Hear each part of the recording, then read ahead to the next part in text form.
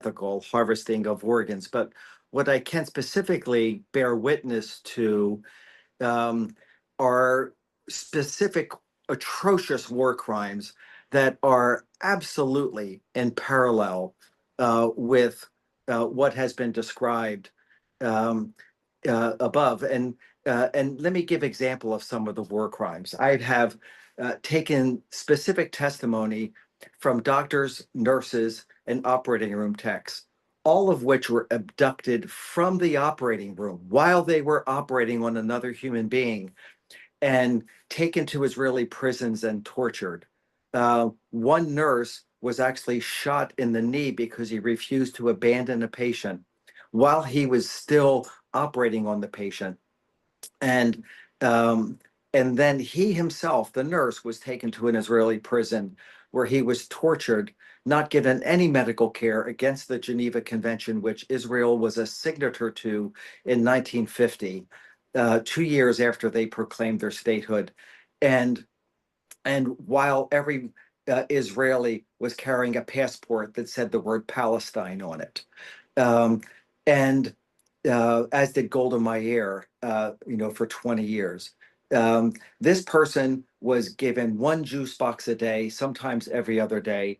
He had um, been set free after 45 days of being blindfolded, was driven after he lost 45 pounds of his body weight, driven to the Israeli border in Khan Yunis, dropped at the border with his open wound draining maggots behind him who infected his wound.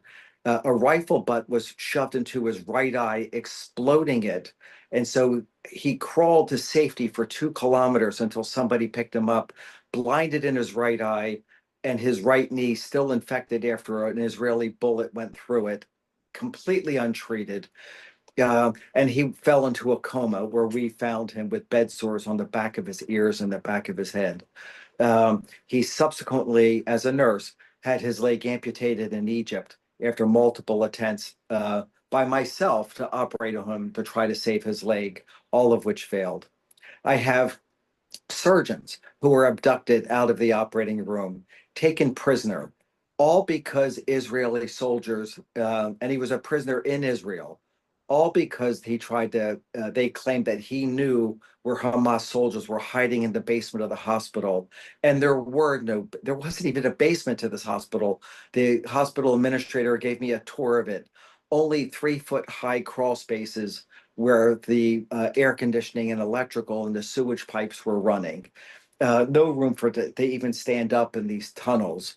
Um, and this doctor was taken prisoner for 11 months.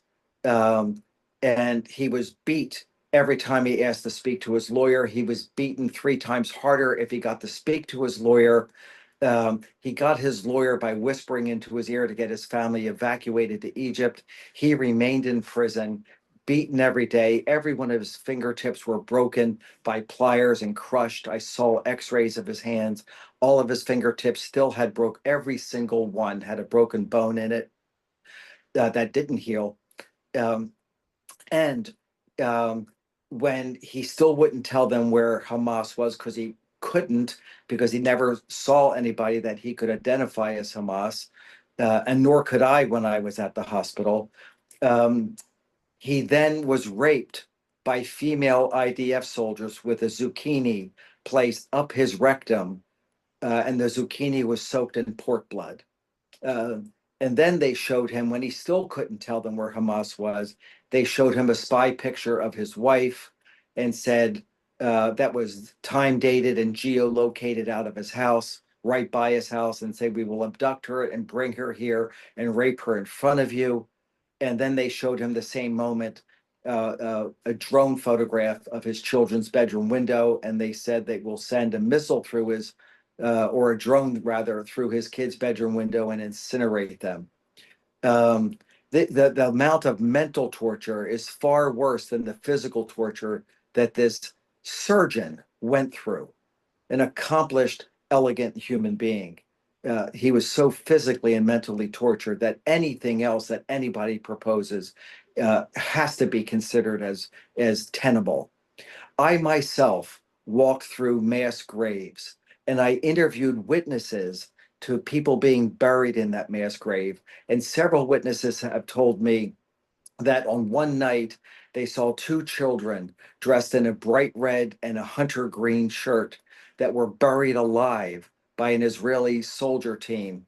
That the bulldozer with a cup full of dirt pushed them into the mass grave, which I walked through. It's at the Al-Aqsa Martyrs Hospital in the back courtyard.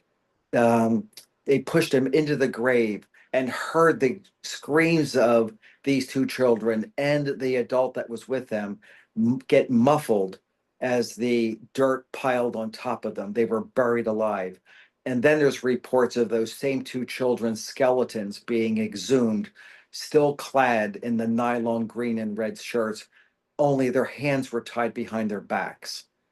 Um, so any government that would selectively assassinate children, any government that would bury children alive, any government that would torture accomplished human beings or any human being sexually and threaten the assassination of their children and the rape of their wife, any government that would willingly do that, um, who is a signature to the Geneva Convention and the Rome Accords thereafter, has no limits to what they're willing to do to get what they want. Um, and, and this has never been in the 75 years that this genocide has been taking place. This has never been a Muslim versus Jew conflict. It has only been, I want your land to create greater Israel, and I'm willing to kill your children to get it. That's all this is about.